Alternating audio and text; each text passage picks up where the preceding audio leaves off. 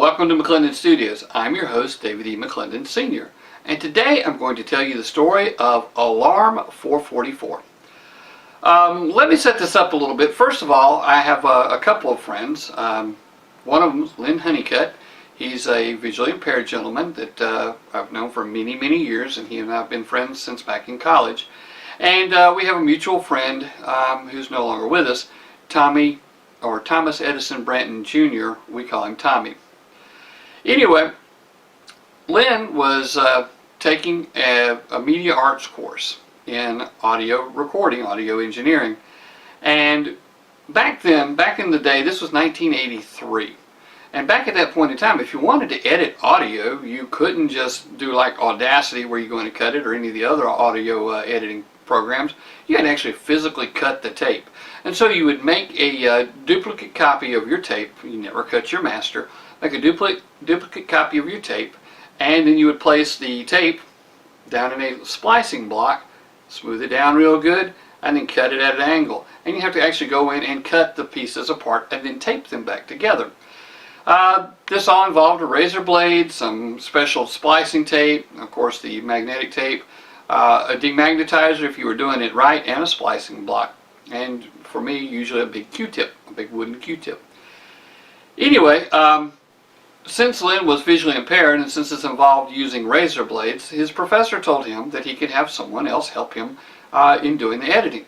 And Lynn asked me would I do it because I had already taken the course before and I was a media arts major. Anyway, it was decided that we would do this editing over at Lynn's grandparents' house. Lynn's grandparents lived there just off campus, not too terribly far from campus. And that's where Lynn was staying during the time that he was attending the University of South Carolina, because it was convenient to the campus, and it just made sense. Anyway, so it was decided that we'd do this at his grandparents' house, and he and Tommy and I went over one evening, and Lynn's grandparents were going to be out of town, so we wouldn't be disturbing them. At his grandparents' house, Lynn had a bedroom down in the basement, and their guest rooms were upstairs. And the living room was on like a separate split level. And we decided to set up in the living room, dining room, because back then this involved a lot of equipment. It wasn't like your laptop computer that you could just do a little bit of editing on and be done with it. This involved a couple of tape recorders, or at least one tape recorder, a whole lot of area to spread out tape, a lot of index cards, a lot of room to really spread out and do it and hang the different pieces and label them. And so it was more of a complicated thing than it is now. I wish we'd had things like Audacity back then. Anyway, we settled in for the evening. We ordered some pizzas, and me and Lynn and Tommy ate the pizza. And we worked and worked and worked. And Lynn was there helping, telling me, giving me instructions of what he wanted to do with the tape, exactly how he wanted it to sound, and approving each cut. And Tommy was there offering a little bit of moral support because Tommy had worked in radio before. Anyway, let me take a little side trip real quick, and just to tell you that if you were going to be on that show, Name That Tune, and you could be in a team situation, you would want Tommy and Lynn on your team, and of course I'd want my wife Suzanne because she's pretty music trivia knowledge, and me, I'd just be there to kind of say, yeah, okay.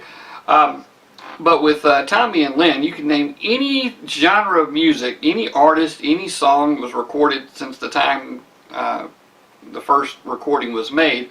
They could probably tell you the year, the artist, the background to it, who the artist was, what they'd written, or what the composer had written, and all of that. And they were very, very good at being able to come up with the right answers of this. And Suzanne usually can come up with them about as fast. She knows a little bit different genres of music than Tommy and Lynn. Anyway, so between the three of them, we'd just be an awesome jam-up team for Name That Tune. Well, I'd just be the weak link. Anyway, I added that as a side here because Tommy had experience in radio. And because he had experience in radio, he was there to kind of give a little hand, to listen with a more critical ear than what I could listen to, because if you worked with a tape over and over and over again, eventually you don't hear the edits anymore. All you want to do is just blow your brains out or scream or puke. Yeah, puke would be right. Because you get so tired of hearing the same sound over and over again. And you get that now with the Audacity and the other programs, but not near as much as you used to get back then, because you'd have to go and scratch a little bit more and scratch a little bit more off. Anyway, so along about mid-evening, Tommy decided that he was tired and he was going to go ahead and go to bed. And so he excused himself and he went, we thought he went to bed. And Lynn and I finished up about 3:30 in the morning that we finally finished up. We were finally satisfied with what we had. We were finally satisfied that the project was good. And we had heard this one sentence over and over and over again. And it was, including me clothes. This one guy with an Irish accent kept saying, or mock Irish accent, kept saying, including me clothes. And we were just sick of this. And now to this day we hear including me clothes, and it's funny to us, only because of this tape. And other people would think we just lost it if we started laughing over it, including me clothes. Anyway, so we finally finished it up and went walking downstairs saying, including me clothes, including me clothes. And I was going to crash on this couch downstairs. I didn't have to turn on the lights or anything to find the couch, because it was just right there at the bottom of the stairs. Lynn's bedroom was just off the den, or the downstairs room that I was going to crash in. He went into his bedroom, and I had never been into his bedroom before, so I didn't know anything about how it was laid out or anything about it. Well, we went in, we were exhausted. I laid down, they laid down, we were just cruising into that good state of deep, deep sleep. Then all of a sudden I kept hearing this voice go, an automated kind of voice saying, alarm at 4:44, alarm 4:44. And I was just as groggy as I can be. I couldn't even remember where I was while I'm hearing this alarm 4:44, alarm 4:44, and something that sounded like a bull in a china shop off to the side. And I'm like, because I'd forgotten that I was at Lynn's grandparents' house. I keep hearing this alarm 4:44, and then finally I figured out, okay, something's going on with Lynn, and started going to try to find what was going on with Lynn. And about the time I got to the door, Lynn had finally found this alarm. And what had happened was Tommy had come down and rearranged Lynn's bedroom and set his alarm for 4:44 a.m. and hid it. And Lynn had spent all this time trying to find the alarm clock. Now Tommy thought this was a very funny joke, and of course it's not funny when you rearrange a blind person's stuff, and it's especially not funny when you hide things from a blind person. So we were both irritated, but we were too tired to do anything about it. We thought if we went upstairs we would probably flush Tommy down the toilet or something, or do something we regretted. So what we decided to do was we'd just go to bed and deal with it in the morning. Well, when we got up, Tommy had already left. Tommy got up early and left the building. And so we didn't see him the rest of that day, or even the rest of that weekend. And so we decided that revenge is the dish best served cold.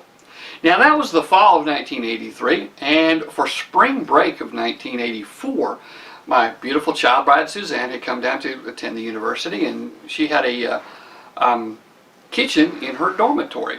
It's one of the shared kitchens, but we decided we were going to have us a spring break party, and I was going to fry chicken in the room. We were going to cook a few other things, and Suzanne was going to make a chocolate cake. Only one of the slices was going to have an extra added ingredient. We had gotten with a couple of pharmacy majors that lived on my floor at the Snowden, and these two brothers were the sons of a pharmacist who was the son of a pharmacist, and all as far back as you can imagine, this family had been pharmacists. And we asked them, okay, would we hurt Tommy if we gave him X-Lax, the unflavored pills, and exactly how much would be too much? And they consulted with their counselor there at the pharmacy on campus, and decided that a couple of these pills would not hurt him, that that's the recommended dose, and just to give him the recommended dose, and that, you know, he would probably give him the idea, at least, that he shouldn't have been doing what he'd done. So what we did was we took these X-Lax unflavored pills and ground them up really good and put them in just a little bit of water. And so Tommy sees Suzanne slice the cake. Okay, so, you know, we're all eating cake. So, you know, the cake is benign. Tommy's always suspecting something's going to happen. But, he saw Suzanne slice the cake. It was benign. I reached around to get a slice of cake to hand to Tommy, which was already on a plate. And as soon as he said, which piece of cake he wanted, I very quickly poured this concoction on the cake and slowly turned around to hand it to him.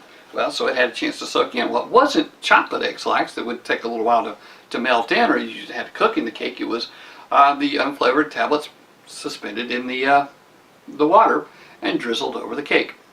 So I really couldn't tell it because it was a very moist chocolate cake, because Suzanne makes incredibly moist, incredibly delicious chocolate cakes. You should try it sometime if you ever get the chance. Anyway, so this was the day before we were supposed to leave for spring break. You couldn't stay in the dorms during spring break back then, so we were all going to have to leave. Len, of course, could continue to stay with his grandparents, but Tommy was going to have to drive the 147 miles to Moncks Corner, South Carolina from Columbia.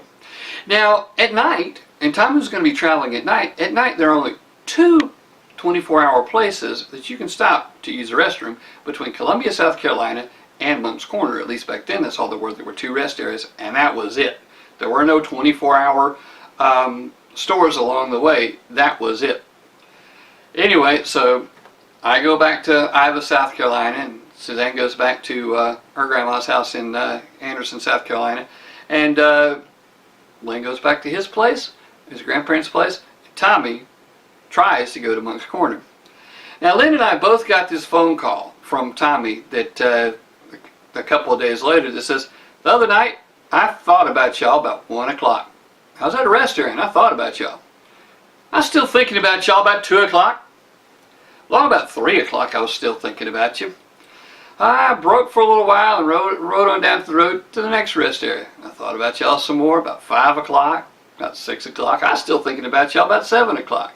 I might have the times wrong about what I'm saying here, but the gist of it is that Tommy spent a lot of time in the restrooms at these rest areas along the way.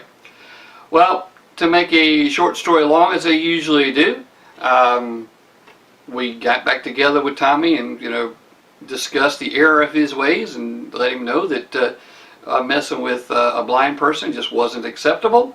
I would like to say that Tommy never tried this again, but he didn't try that particular thing again, but he was always playing practical jokes, because that's just the way Tommy was a practical joker.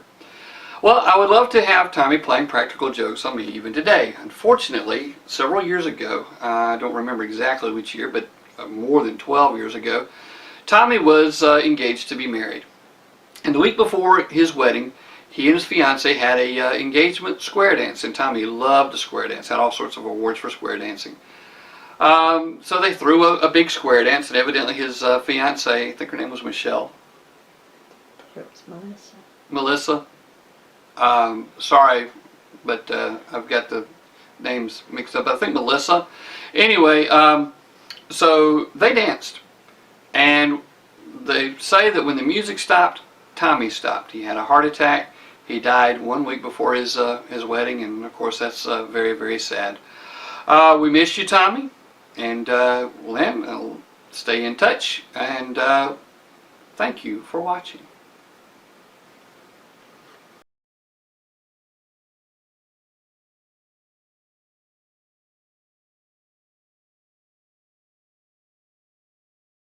This is a Federal Trade Commission required notice.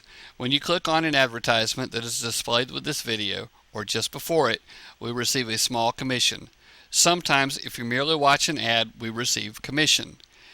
If you purchase anything by clicking on links on any of our websites, we receive a commission as well.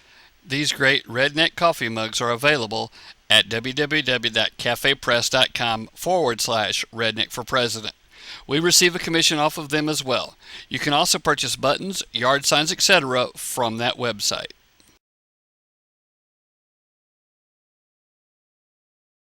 McClendon Studios is a participant in the Amazon Services LLC Associates Program, an affiliate advertising program designed to provide a means for sites to earn advertising fees by advertising and linking to Amazon. We have a new book. Many people want to know if homeschooling will work for them. This book may help you answer that question. You can find it on Amazon.com. Suzanne has written a great book of poetry. It is called Shattered. You can find it on Amazon.com.